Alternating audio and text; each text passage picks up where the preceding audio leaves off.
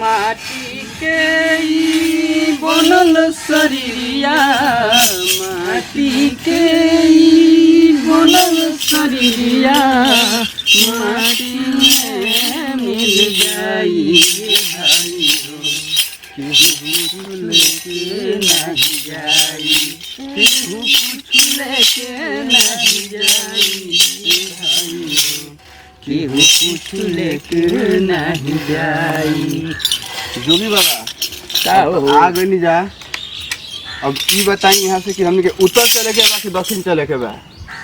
रउआ तो बहुत दिन के पुरान गुरु तमाम बानी। हमनी के उत्तर दक्षिण में कुछ बा ना।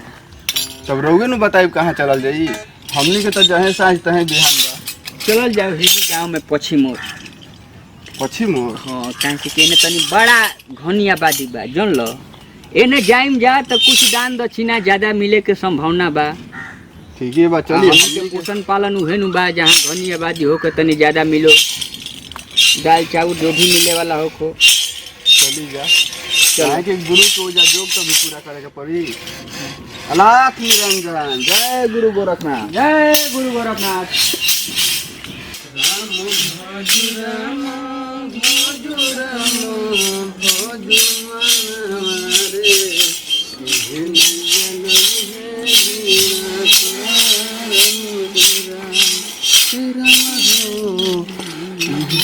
जोगी बाबा घर तो सामने पड़ा चल के जो धुइया। जय गुरु गोरखनाथ। अलाख निरंजन कल्याण हो बच्चा। और कुल बताओ छोटको तोर माई ओई कैसन रही है जा? सब कोई ठीक बा। अच्छा आ तोरी चाचा का लाई को राजा राखी बना सब कोई के बनने सब कोई आइल बाटे ओ जले बाहर से सब भाई हमारा आइल बस। आ जानो तोड़ू का मिलल हां का एगो भईवा घड़ी देलस एगो भौजैया नु साड़ी देलैया इतना बढ़िया नु कि का कहे के। चल तार बाल में जत देनो हो जा। आ एगो भैया नु कान में के बनवैल हां सोना के।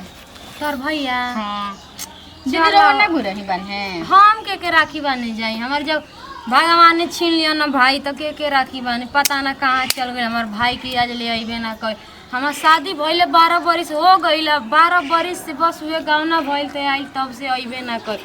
जानतन बोलू ना तो का हो गए दीदी? हमार माई जब से मर गइल आई सौतेली माई आई ना हां तब से वही का राज चले लागल। तब पता ना हमार भैया कहीं कहाँ चल गई ना।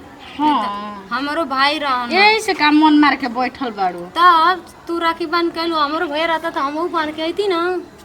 हम तो जानबे ना कोई ना तो हमू लिया के चल गुरती हमरे भईवा के बांध देले रह तू।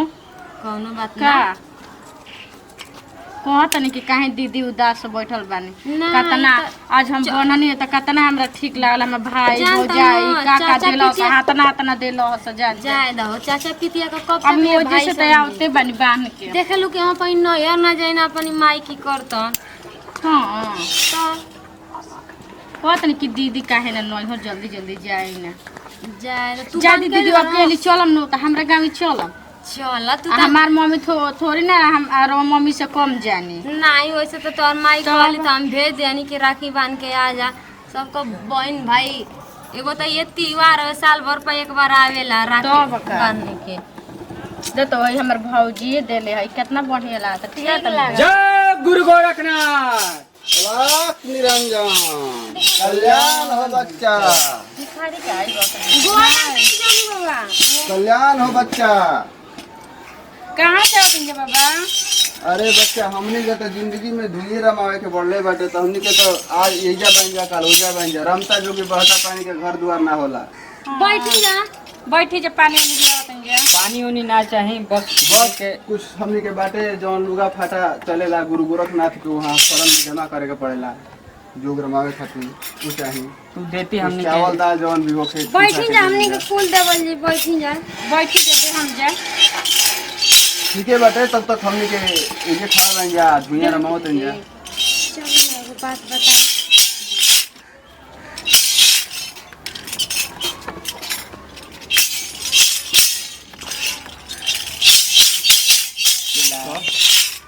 जोगी बाबा उदास लागत नहीं क्या बात हो गई? हाँ उदास लागत नहीं। उदास तो पूरा जिंदगी में बा। नहीं अभी रोगा उदास बानी कौन बात बका? बात तो बहुत बा। अरे हम चेला बानी हमारे से तो कम बताई कहीं छिपाओ तनी।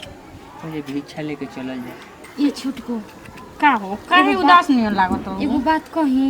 हां ओमे के जवन छोटका बाना न जोगी बाबा एकदम हमारी भैया नियर आवाज बाटे आ उहे हई हई हां। अब हम उजा डरन ना करी हम देखनी अपनी भैया के पहली बार ना त हमके कहीं कैसन हो तू गइल। तो छोटे पर नु तू भई रहन अरे ना हमर बियाह हो गइले तब गावना में हमर भैया आइला ना बोल रहन हमर भैया बियाह कइले हन। हां चलो ना हम अपनी भैया के देखी अपन भैया के हम पकड़ ले ना जाए देब अब हम। चलो ना ओजा हम ना कहनी है।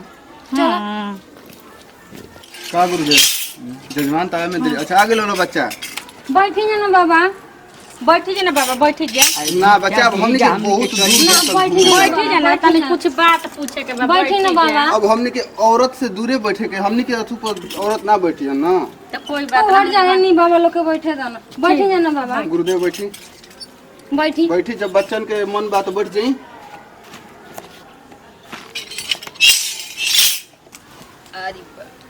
बैठो जोगी बाबा बोला बच्चा। एगो बात पूछी आपसे बहुत उम्मीद लेके पूछा तनी झूठ मत बोला। अरे बोला बोला। अरे जोगी के हमनी के धर्म ना होला झूठ बोले के जवन भी पूछे के बाद तवन फ्री होके पूछा आप लो हमार भाई है ना। हां ई का कहलू हमरा आगे नाथ ना पीछे अरे पागा। ऐसा मत बोली जोगी बाबा। अरे हम बच्चा भाइये तोके हैं। गलत फहमी भइल हमनी के घर इजा ना अरे हो ना जोगी बाबा हम आपके सामने हाथ जोड़ता नहीं हमारे भाइये हैं। अरे बाबू माई हमार दुनिया में हइए अरे नहीं मत खे। कहीं ऐसे गुरुदेव हमारा ऐसे दीदी जाना तो हमारे भाइये हैं ना जोगी बाबा। ऐसन ई कोनो कैसन गलत फहमी लेके पड़ा देनी अरे बालक ऐसन कोनो बात नहीं खे। हम ऐसे मत बोली सब अपनी भाई खातिर राखे के दिन तरसेला हम बनेला हम तरसी ना जोगी बाबा आप ही हमार भैया अरे हैं। भाई अरे बालक हम पहचानम तब तो कोनो मत बात बोली होई। झूठा, पता ना कि कसम खाई झूठ मत बोली। बार बार जोगी के धर्म कसम खाए के ना हो हर बात पे ना, हमनी ये के हमार कसम ना भैया खाई हैं। अरे ऐसन कोनो बात नहीं खे। अरे भैया बोल दाना कि हम ही आई हम धोखा ना खाई हमनी के भैया। भिक्षा दो हमनी के चली जाबा। ना हम तोरी साथे चलो हमर तू भैया हो। का बच्चा भिक्षा देवे के इरादा नहीं खे ना हम देवे पूछ के दे जोगी भैया बाबा- जोगी बाबा लेकिन के हम पास हम जाती है। चलो अब तोरी संगे अपनी टीका कसम खाना कि तू हमार भाई ना हवा बस। जय गुरु गोरखनाथ कैसन आप काहे छिपाओ तनी जोगी बाबा मत छिपाई हमार भैया हो। अरे माया जाल में कम फंसाओ बालक। अरे बाबा ऐसा मत कही। अरे ई सब से हमनी के मुक्त है जा हमनी सब से ई सब बात मत कर। तू बोला नहीं हमार तू ठीक से भैया चिन्ह हो। तड़ो न। एकदम ठीक से चिन्ह तनी। तो देखी बात मान जी बाबा अगर हानि तो बता दी अरे हमनी के ना है जा हमनी के आगे की- अरे बच्चा तुम लोग के गलत फहमी भइल बा और राखी के बेचारी रोवे ले अपना भाई ना खातिर। भैया तू ही हो और तू राखी कौन के कारण लिए। जोगी बन गईला अगर बताओ तुम लोग के इरादा बाटे राखी बांधे के मायो छोड़ के तो चल बांध गई सकेला लो तू छोड़ लेकिन के चल ई गईला गलत फहमी मत डाला लो अरे माई बाबू के हम देखल ही नहीं की तो हमरा माई बाबू के झूठा ही तू हमार भैया हो जोगी बाबा। अरे बालक तोहर जोगी हो जे बात अरे बच्चा हमने के जोगी के धर्म काहे ना सता अरे माता हाथ जोड़ तनी ए बाबा सही सही बता दे अरे बैठो बालक। लोग मेहना मारेला जोगी बाबा और राखी के साल में मेहना मारेला जोगी बाबा। अरे ऐसन अरे कोनो भैया बालक ऐसा नहीं। मत करा। ये बाबा तो तू बता काहे देना पटेल कहाँ से हो गईला आइला भैया? क्या गुरुदेव अरे ऐसन कोनो बालक नहीं बात नहीं के चला। ई सब जाने तरह औरत के माया जाल ऐसन होला नु कि केहू के कोनो बात लागे ना पड़े। भैया हम और चलो तोरी संगे। अरे भाई के अंधा होखला के चक्कर में केहू के भाई मत बना लो। मत ऐसन करा भैया तू हमार भैया हो। अरे पागल बच्चा समझाओ ना ये हमार भैया हो। अरे हमरा तोड़ो जोगी हो ले ना माई छोड़ के चल गई ना भैया अरे छोड़ के बालक चल गइल। हमारा 25-30 साल हो गईले नहीं, देश लेकिन में तू- घूमत तू काहे नहीं, तू ऐसन हमार हमरा के बात भैया हो। कर? बतिया मान छोड़ दब जोगी ना छोटकू ही हमार भैया हो। भैया अरे पागल कोनो ऐसन बात नहीं के तनी के काहे बा? जा दीदी छोड़ दी जोगी अरे जजमान हमार भैया हो। जजमान हमने के भिक्षा ना चाहिए बस हमने के केहू तरह का जोग रमावे दलो भाई जो तनी हमार हमने भैया के हमने के तरह का जो हमने के जोग रमावे दलो हमने के भैया भिक्षा ना हम चाहिए चलो तोरी संगे। अरे पागल हमनी के भेष ऐसी ऐसे ऐसे तो लागत है कि भेंट हो जी तो हमने के पूरा ऐसे जोगी लोग के हम काहे ना हमने के सावा महीना तक इन्हीं गांव में धुइया रमावे के बा ना सारा महीना ना तू छोड़ हां अरे छोटकू ही हमार भैया हो। अरे पागल अरे भैया अरे पागल कोई के बात वोट धइले बियान हो पा अरे पागल बात मानो पहले पैर छोड़ा ना भैया तू हम गुरुदेव की तरफ से हमनी के माफी मांगते हैं जे हमनी के कम से कम छोड़ दे। अरे जोगी बाबा ना अरे हमर भाई पैर- छोड़ के चल गया अपने भैया के ना छोड़ो हमनी के गुरुदेव के छोड़ अरे दे। पागल नहीं कारण जोगी बन गई ठीक बा, वो समस्या के समाधान हो जाई। अरे बालक अभी बानी 1.25 महीना ये गांव में। अरे 1.25 महीना तक एग्जाम में रहेगा, तू केहू से पता करा ली। समझ जाने तो हम आउ चला तारी संगे आज रक्षाबंधन के दिन बा, क्या करबो तनी तू गुरुदेव। रख अरे हम थोड़े कहता नहीं रोए के बालक। भैया छोड़ के चल रहुआ अभी यहाँ इनका क्या तू करी, अरे चुप रह पहले उठ उठो पहले। केहू के भाई बनावल मुश्किल बा। नहीं तू हमर भैया हवा अरे कैसे भैया हो अच्छा एगो बात बताओ तनी, दिल से इनके के तू भाईये मान लो। ना हमर भैया हम दिल जान के सिवा हमर केहू नहीं है जोगी बाबा अरे बालक कैसन कोनो बात हैं? इस बात में हमके कुछ संदेश लागता। संदेह लागोता। हाँ संदेह में इनके छोड़ के हमर केहू नहीं गया हमर भैया अरे ये औरत कैसे इतना जोर जोर से काहे चिल्लाती है? एकरा भरम हो गइल बा। बच्चा ये बताओ कि क्यों भी जोगी बाबा वाला तो इधर चिल्ला ली। ना यो के आल भैया पहला बार से चिल्ला दिया छोड़ के गुरुदेव। मत जाना अभी ऐसे नहीं की पहले 12 साल हो गए क्या शादी बात के है? लिए एक बार भी नहीं आइलो ना कौन बात हम सुनता नहीं? कैसन बात नहीं खेचला। ना भैया 2 मिनट तू तक इनका अपन के साइड सच कर बात बोल ना भैया 2 मिनट खातिर बस भागे ना दे इनका के। अब हमार वचन बैठ के जाए ना दे, 2 मिनट खातिर छोड़ दो तो हम लोग हट चलो। हम कुछ इनका से सलाह बा। गुरुदेव हाँ? कई बात सही बा, ये चेला के कसम दुआ बतावे के पड़ी। हो चला ई बात सही बा।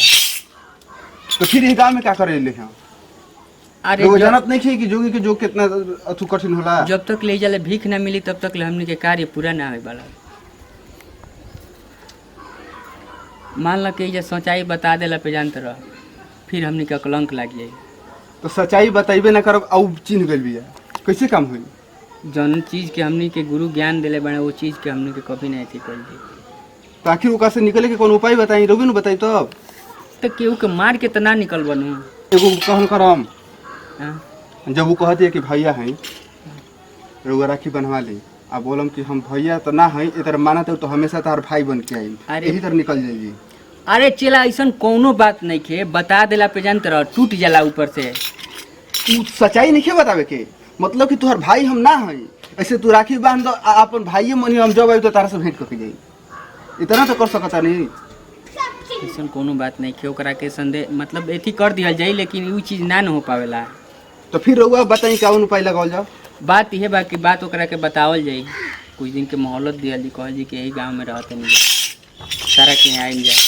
जब तक ले भिक्षा ना मिली ओकरा के वही शरीयत पे बतावल जी कि हमनी के भिक्षा दी, हमनी कोई दिन से चल जी अपन। अब जब उपाय लगावे के बाद तब रउआ तुरंत उपाय लगाई, बहुत अभी धुइयां रमावे के बाद। चलिए ओकनी के अगर जौन भी रउआ सुझे उपाय वो बोल दी। ठीक बा, तब वो कही उपाय बा कि आज राखी बनवा ली। तो बनवा ली। चल जी, ठीक बा, चली बोलाओ। चला बच्चा आओ लो। भैया तू मत जाना छोड़ के अरे तू पागल। कह दे ना एक बार कि तू हमार भैया हो। हाँ हाँ तब। हो ना तो तू मत जा, मैं तोरे संगे चल। अरे पागल, हमनी के संगे केहू ना जाला, हमनी के पाप के भागी मत बनाओ। माने वैसन काहे हमनी के साथ में औरत ना भैया जाए। के राखी बानो, हमार भैया राखी बनवा लाना तू राखी बनवा ला। पहले राखी बनवा ली, ओकरा बाद जौन होई तौन बात होई। ए भैया अरे मैं पागल, तोरे चुप। संगे चल। तू अब कितना चुप हो गए, साल की आखिर- बाद अइला ना। आखिर राखी बनवा ली है जनवा के। तो ठीक बा, हमनी के चलत है, जब 1.25 महीना रहे के बाद। भैया मैं चलो। अरे अब एगो बात हमार सुनो, औरत इतना साथ तोहर बात में नहीं है, ना हर सच्चाई बता दिया कि हाँ तोहरे भाई हम। ठीक बा, लास्ट लास्ट के महीना के- हमने के जहाँ जाए के बाटे गुरुदेव के पास हो जाए, हमने के दोस्त लागेला। अरे या मैं अरे- चलब संगे। पागल ना रहेला केहू। तू राखी बनवा ले ला, अब से बढ़ के कुछ न बाटे, भगवान आ फैला जाए। 1 रुपया। भैया ये कर देता तू ही न जा। अरे एकरा सिवा हमारे पास बढ़ले का बा। अरे हमके कुछ मत, हमके धन दौलत कुछ ना चाहिए। भगवान हमके भाई मिला दिया ना, राखी के दिन ही के बढ़ के कुछ ना चाहिए। चलो अब कोनो बात ना, हमने के अब बाधा मत डालो रहा हमने। चलो अब जा बात हमर डालो। आ एगो और ही बात, ई बात तो तू चिन्ह गेलू कि तार भैया हम। हमार भैया अब केहू से ना बतावे के होई। बाप के भागी मत बनैया बस। सावा महीना होते ही तारा यहाँ आइम जा, वो दिन हमारा के भिक्षा दे दिया, पूरा हो जी। तू अपन काम देखियो, हम अपन काम देखब। दुनिया में तो बहुत बार भेंट हो जाती। ए भैया आवत रहियो भैया। अरे हम आवत ठीक बा, ठीक बा। कल्याण हो बच्चा, अलग निरंजन। आज क्यों भगवान का मुंह देखनी कि हमार भैया मिल गई न जाना छोटको 12 साल की बाद आइल बा न हमार भैया। चलो सही, इतना तो भगवान ता सुन लेलन, इतना रोवत रहूं बताओ।